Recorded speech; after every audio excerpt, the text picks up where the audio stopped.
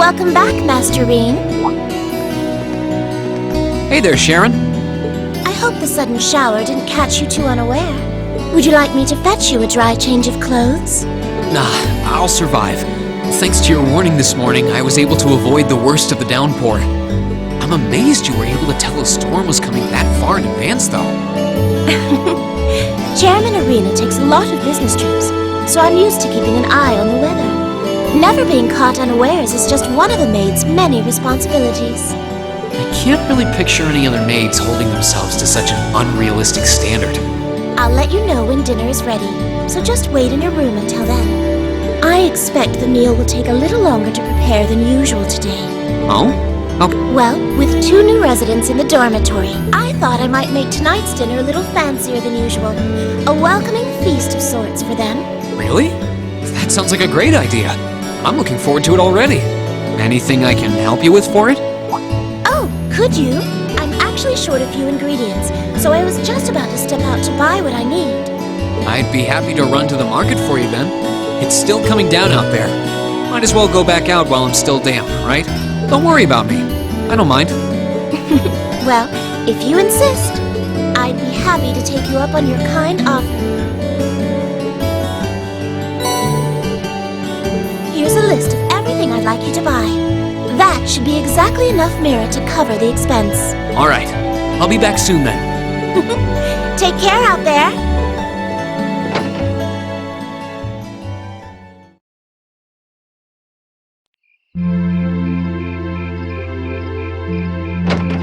Looks like the rain must have stopped while I was inside. It's gotten pretty dark out, too. I'd better get back to the dorm. Oh, hello. Oh. You wouldn't happen to be one of the Class 7 students from Thor's, would you? Out for a little late-night shopping, are we? You could say that, but how did you know I'm from Class 7? You're one of the favorite topics at our radio station, actually. There are plenty of people out there who want to know more about Thor's dashing guys and gals in red. Oh, you work at the radio station? Hold on. Your voice sounds so familiar. Oh, maybe you know me from the radio? Good evening, everyone. This summer's turning into a real scorcher, isn't it? To beat the heat, we're going to be broadcasting tonight from a park here in Trista. Ring any bells? Wait. Huh? You're Misty? From Abendheim? Bingo. You must be quite the avid listener, recognizing my voice so easily. Glad to know I've got a faithful fan out there. Wow. I never figured I'd meet Misty herself, especially like this. I always make sure to catch Abendheim. It helps me relax while I'm studying. Thanks. But it sure is serendipitous, you know? Having a chance encounter like this, just after the rain's eased up. Ooh, maybe I should mention this on tonight's show. I'm not sure that I really constitute a noteworthy topic for a radio broadcast. It's kind of weird. I only know her from Abendheim, but she seems just as friendly face to face. Is something the matter? You're staring at me so intently, I feel a little embarrassed. Well, forgive me if this sounds a little odd, but this isn't actually our first meeting, is it? If I'm not mistaken, we met once before, in a hotel in Heimdall. Wow, I can't believe it. I never figured anyone would actually catch on. So you really are her, the Azure Diva herself, Vita Clotilde! Right you are once again. Honestly, even the people I work with at the radio station don't seem to have noticed, so I'm surprised you could tell. That makes 2 of us. I almost didn't say anything because it just seemed too implausible. But if you don't mind me asking, how did a star like you end up working at Radio Trista? It's just a little something I do for fun on the side. Gotta spice life up a bit, right? The best part is, the people at the Opera House in Heimdall have no idea I come here to do my show every week. So don't go telling anyone, okay? It'll be our secret. Of course. I wouldn't dream of it. I'm amazed no one else has figured it out, though. It's not like you use a different voice when you're on the radio. Well, there's a little trick to it. You're not the only one who was surprised, though.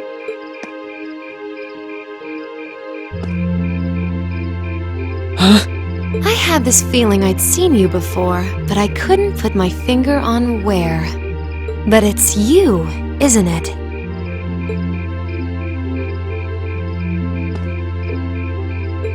Anyway, I have to get over to the studio now.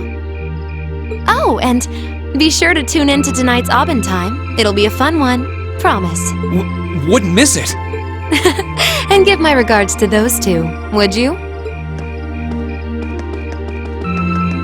She smells like lavender? The fragrance really suits her. So Vita Clotilde herself has been hosting a radio show in Trista. Even if I told them, I don't think they'd believe me.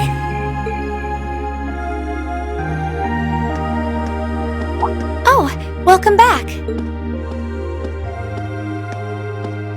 Oh, hey there, Emma. Did you just get back too? Yeah, I just returned a short while ago. Were you out shopping?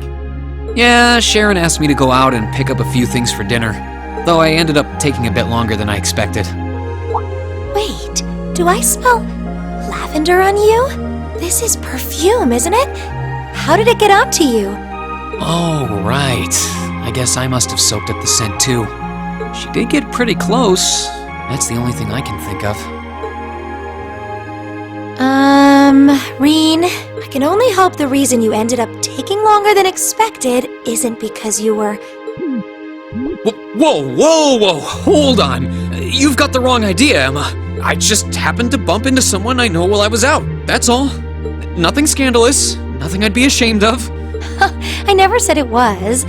Though you do seem strangely defensive for a man who has nothing to hide. Huh. I wonder what would happen if Elise and the other girls were to catch wind of this. I swear, I just ran into someone I know after I left the store. Nothing happened. You just like raking me over the coals, don't you?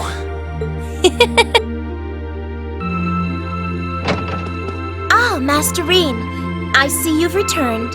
Were you able to get everything I asked for? Sure did. Let me bring it over. Lavender. Huh. No, that's impossible.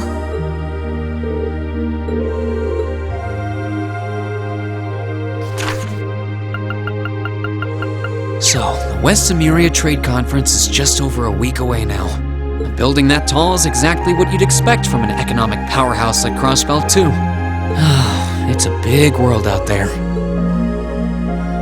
Still, we've got Milliam and Crow as classmates now. Would have seen that coming. Crow opened up to us right from the start.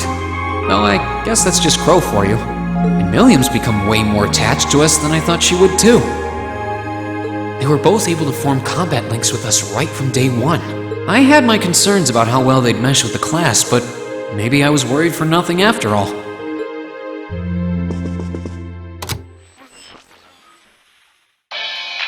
Good evening. I'm your host, Misty. It's August 18th and we're winding down a busy day here at 9 p.m.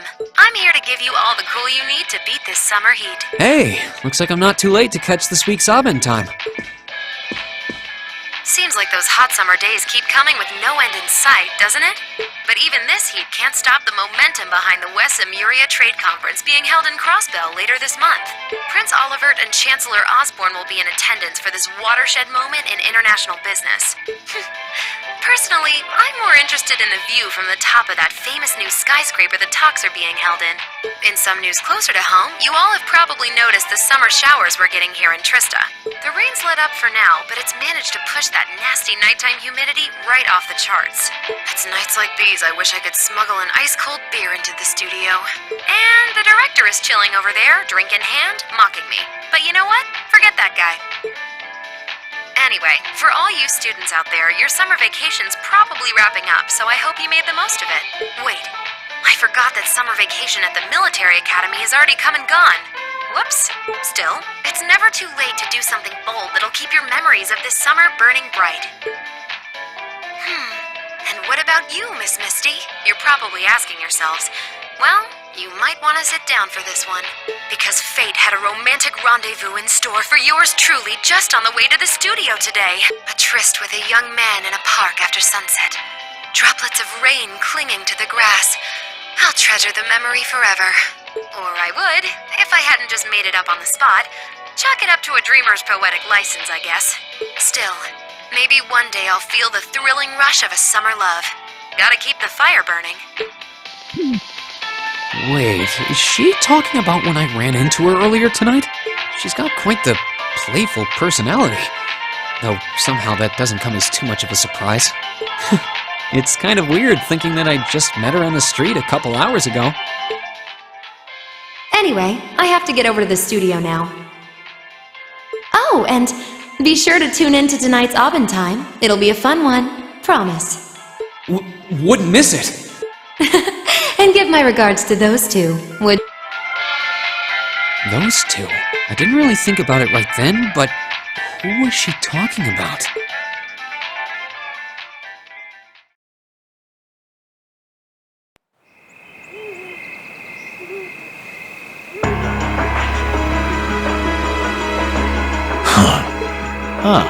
So you've arrived. Good to see you, boss. Oh, you're awfully early. Well met, Comrade V.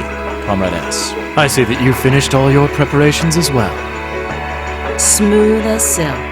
Although you're the one who'll be taking center stage in our next operation, without a doubt. Who'd have thought you'd volunteer to go pound the pavement in Crossbow?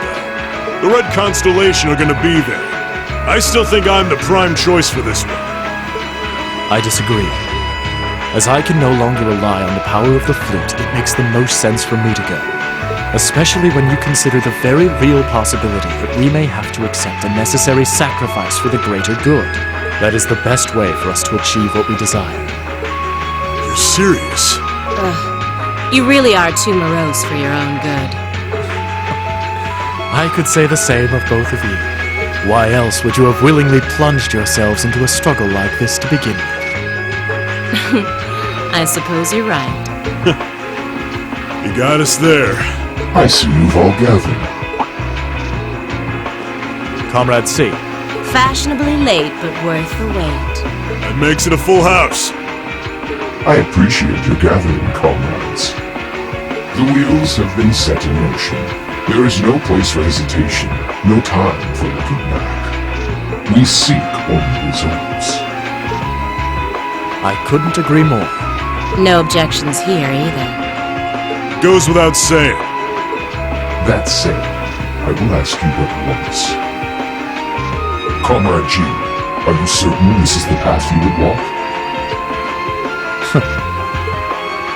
My heart itself beats with the ideals of the Liberation Front. If my life should see its end in Crossbell, so that tyrant must be stopped from creating the vile dystopia he seeks. Dear though the cost may be, if through our efforts we or anyone anywhere succeeds in that aim, we will have our victory. Very well.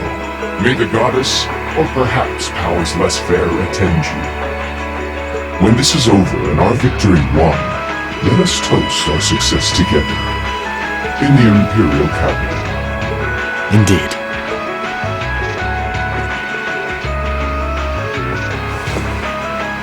Farewell, my comrades.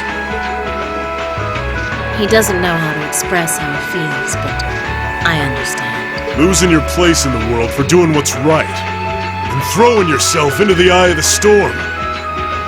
It ain't something I could do. Different paths brought each of us here, but the road we travel now is the same. Let us depart, Comrade S, Comrade V. We each have our own part to play in what is to come. Of course. Just leave it to us.